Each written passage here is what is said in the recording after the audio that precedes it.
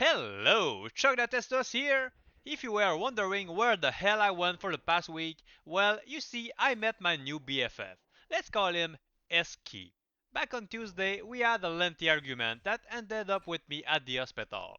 After a bunch of tests and an unpleasant repetitive pain that felt like somebody stabbed me repetitively for the past 4 hours in the kidney, my doc came up to me and explained that my new BFF, SK, was in fact a kidney stone. Thus, they returned me home with some meds, and let's just say that outside of sleeping, puking whenever I try to eat something, and being in intense pain, I haven't been able to do much these past few days. But today I am starting to feel a little bit better, so here I am with the promised bear sim. The best reason to play a bear is usually to use a hard hitting weapon, two-handed, with a ton of attack speed on it. So what are we going to use as our big two-handed weapon here? A claw. Well, you see, being an assassin will lock you into using either a claw or a dagger, otherwise you will not be getting any attack rating anywhere. And outside of this very minor problem, the only real skill you can use to increase your damage output is Venom. So as for your skills, they are Cobra Strike, as it is a synergy to Venom. Then you want to max Venom, Claw's Mastery, Burst of Speed, and Shadow Warrior for the remainder of your point. I use Burst of Speed over Fade mostly for the movement speed bonus, as attack speeds outside of weapon for Bear will rarely grant any, any additional frames. Although Fade will increase your survivability even more, so if you are an hardcore fan, I don't see how you can actually manage to die with this build. With this build, you will end up using a pre-buff setup, and yes, it is a bit annoying, but please bear with me. First is Viper Fork, skills and a percentage to poison damage, otherwise 2 play claws with plus 3 to Venom are going to be much better, but quite harder to find.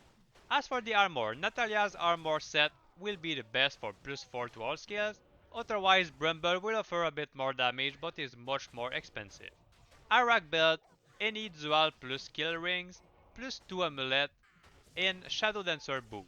So once you equip all that, you can cast your Fade or Burst of Speed, Shadow Warrior, and Venom. Then you swap your weapon to Beast and cast the Bear form. After that, you can swap your gear to a more regular setup, which is in my case. Also, try to choose a size that fit, because that beer is a bit tight. Amulet is Eye Lord for the Deadly Strike. Since our damage is a bit low, let's give us a chance. One Bulketos set ring and one Raven Frost ring for the cannot be frozen and attack rating bonus. 2 true armor. The Deadly Strike is going to be your best bot, just like my stone is to me.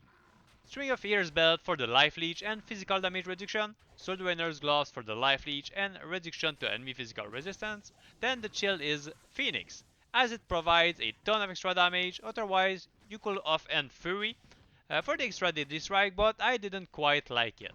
Since I use a shield with max block, you absolutely want 40% increase block rate because the bear block frames are disgusting. Like, this is the biggest downside to this build, no joke.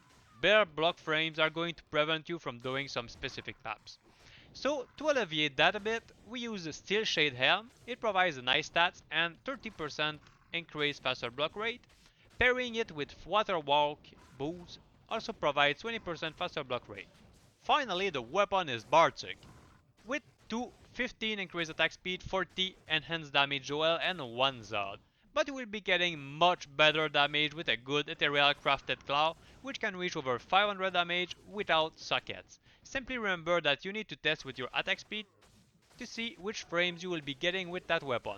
With Bartuk, 30 increased attack speed will be just enough. The charms are all Shadow Discipline Grand Charms, and the small ones must be Life and Resistance, but if you are using Fade, you can opt for Max Damage, Attack Rating, and Life. I suggest Act 2 Mercenary with Defiance. It will increase your defense quite a lot and make you super tanky. And you equip him with Templar's Might for the Might Aura and Pride Weapon for the Concentration Aura. With this setup and Merc Aura, you will reach 3 to 6k physical damage with an Ethereal Bartuk Claw and about 10k with Venom. You want enough strength to equip gear, enough vitality for around 1.5k HP, and everything else into dexterity for attack rating and damage. It will also allow you to reach max block. By the way, now is a great time to growl at the like button and claw the subscribe if you haven't done so already. Overall, I can say this is a build that is any close to a top tier build, obviously. But if you are like me and love to try some really weird builds, this could be something casual and fun to try out.